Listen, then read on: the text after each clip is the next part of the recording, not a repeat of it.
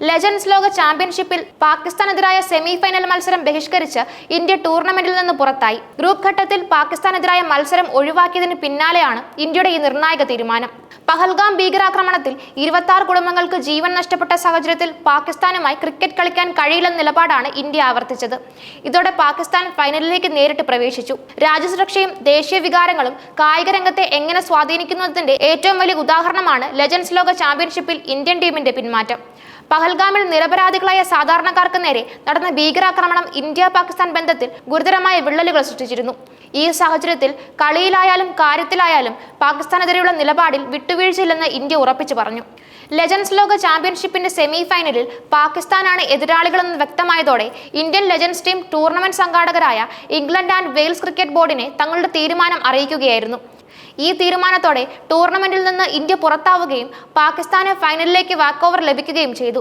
നാളെ നടക്കുന്ന ഓസ്ട്രേലിയ ദക്ഷിണാഫ്രിക്ക രണ്ടാം സെമിഫൈനൽ വിജയികളെയാണ് പാകിസ്ഥാൻ ഫൈനലിൽ നേരിടുക. അവധിക്കാലം ആഘോഷിക്കാൻ പഹൽഗാമിലെത്തിയ 26 കുടുംബങ്ങളെയാണ് ഭീകരാക്രമണം അനാഥമാക്കിയത്. ഈ ദുരന്തം രാജ്യത്തുടനീളം വലിയ വൈകാരിക പ്രതികരണങ്ങൾക്കാണ് വഴിവെച്ചത്. ഇത്തരമൊരു സാഹചര്യത്തിൽ ഭീകരവാദത്തിന് പിന്തുണ നൽകുന്ന ഒരു രാജ്യവുമായി ക്രിക്കറ്റ് കളിക്കുന്നത് അംഗീകരിക്കാൻ കഴിയില്ലെന്ന ശക്തമായ നിലപാടാണ് ഇന്ത്യൻ സർക്കാർ സ്വീകരിച്ചത്. ഈ ദേശീയ വികാരം ക്രിക്കറ്റ് താരങ്ങളിൽ പ്രതിഫലിച്ചു.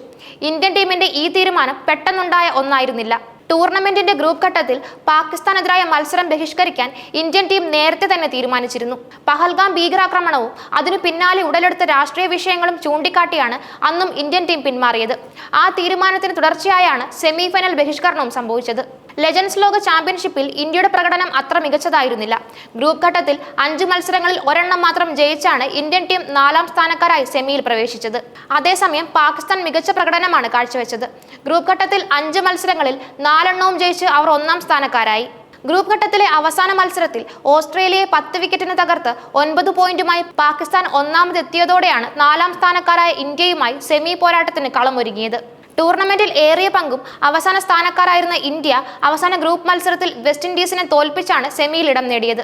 ദക്ഷിണാഫ്രിക്കയും ഓസ്ട്രേലിയയുമാണ് ഗ്രൂപ്പിൽ 2ഉം 3ഉം സ്ഥാനങ്ങളിൽ. പാകിസ്ഥാൻ ഗ്രൂപ്പ് ചാമ്പ്യന്മാരായതോടെ സ്വാഭാവികമായും 4ാം സ്ഥാനക്കാരായ ഇന്ത്യയുമായി സെമിഫൈനൽ കളിക്കേണ്ടി വന്നു. ഈ സാഹചര്യം മുൻപേ പ്രവചിക്കപ്പെട്ടിരുന്നെങ്കിലും ഇന്ത്യയുടെ നിലപാട് സുദൃഢമായിരുന്നു. എന്ത് സംഭവിച്ചാലും കളിക്കില്ല എന്നായിരുന്നു ശിഖർ ധവാന്റെ നിലപാട്. ഗ്രൂപ്പ് ഘട്ടത്തിൽ പാകിസ്ഥാനെതിരായ മത്സരത്തിൽ നിന്ന് ഇന്ത്യൻ ടീം പിന്മാറിയതോടെ ഇരു ടീമുകളിലെയും താരങ്ങൾ തമ്മിൽ കടുത്ത വാക്പോരുകൾ ഉടലെടുത്തിരുന്നു. പാകിസ്ഥാൻ താരം ഷാഹിദ് അഫ്രീദി ഇന്ത്യയുടെ പിന്മാറ്റത്തിന് നേതൃത്വം നൽകിയ ശിഖർ ധവാനെ ചീമുട്ട എന്ന് വിശേഷിപ്പിക്കുക പോലും ചെയ്തു. എന്നാൽ വിമർശനങ്ങളെ വകവയ്ക്കാതെ ശിഖർ ധവാൻ തന്റെ നിലപാടിൽ ഉറച്ചുനിന്നു. ഗ്രൂപ്പ് ഘട്ടത്തിൽ പിന്മാറിയാലും സെമിയിലോ ഫൈനലിലോ പാകിസ്ഥാനോട് കളിക്കേണ്ടി വന്നാൽ എന്ത് ചെയ്യുമെന്ന മാധ്യമപ്രവർത്തകരുടെ ചോദ്യത്തിന് എന്ത് സംഭവിച്ചാലും താൻ കളിക്കാൻ ഇറങ്ങില്ല എന്നായിരുന്നു ധവാന്റെ മറുപടി. ആ തീരുമാനം തന്നെയാണ് ഇപ്പോൾ സെമിഫൈനലിലും ആവർത്തിച്ചിരിക്കുന്നത്. ഒരു നായകൻ എന്ന നിലയിൽ ടീമിന്റെ തീരുമാനത്തിന് പിന്തുണ നൽകാനും രാഷ്ട്രീയ സാഹചര്യങ്ങളെ മാനിക്കാനും ധവാൻ മുന്നിട്ടിറങ്ങി. ഇന്ത്യൻ ക്രിക്കറ്റ് കണ്ട ഏറ്റവും മികച്ച ഓപ്പണർമാരിൽ ഒരാളായ ശിഖർ ധവാൻ ദേശീയ വികാരങ്ങളെ മാനിച്ചുകൊണ്ട് ടൂർണമെന്റിൽ നിന്ന് പിന്മാറാൻ തയ്യാറായത് വലിയ പ്രശംസ നേടുന്നുണ്ട്. കളിയേക്കാൾ വലുതാണ് രാജ്യത്തിന്റെ അന്തസ്സും സുരക്ഷയും എന്ന് അദ്ദേഹം തന്റെ പ്രവൃത്തിയിലൂടെ തെളിയിച്ചു. ഇന്ത്യയുടെ ഈ തീരുമാനം ആഗോള കായിക ലോകത്ത് സമ്മിശ്ര പ്രതികരണങ്ങളാണ് സൃഷ്ടിച്ചത്. ഒരു വിഭാഗം ആളുകൾ ഇന്ത്യയുടെ നിലപാടിനെ പിന്തുണച്ചപ്പോൾ മറ്റൊരു വിഭാഗം കായിക രംഗത്തെ രാഷ്ട്രീയവൽക്കരിക്കുന്നതിനെ വിമർശിച്ചു. എന്നിരുന്നാലും ഒരു രാജ്യത്തിന്റെ പരമാധികാരവും ദേശീയ ദുരന്തങ്ങളോടുള്ള പ്രതികരണവും അവരുടെ കായിക തീരുമാനങ്ങളെ സ്വാധീനിക്കുന്നത് സ്വാഭാവികമാണെന്ന വാദവും ശക്തമായിരുന്നു. ECBയും ടൂർണമെന്റ് സംഘാടകരും ഇന്ത്യയുടെ തീരുമാനത്തെ അംഗീകരിക്കുകയായിരുന്നു. രാഷ്ട്രീയപരമായ വിഷയങ്ങളിൽ കായിക സംഘടനകൾക്ക് വലിയ സ്വാധീനം ചെലുത്താൻ സാധിക്കില്ല. ഇന്ത്യയെ ടൂർണമെന്റിൽ നിലനിർത്താൻ സാധ്യമായ എല്ലാ ശ്രമങ്ങളും നടത്തിയിരുന്നെങ്കിലും ഇന്ത്യയുടെ ഉറച്ച നിലപാട് മാറ്റമില്ലാതെ തുടർന്നു. ഈ വിഷയത്തിൽ കൂടുതൽ ചർച്ചകൾ നടക്കാനിടയുണ്ടെങ്കിലും ഇന്ത്യയുടെ നിലപാട് വ്യക്തവും ശക്തവുമാണ്.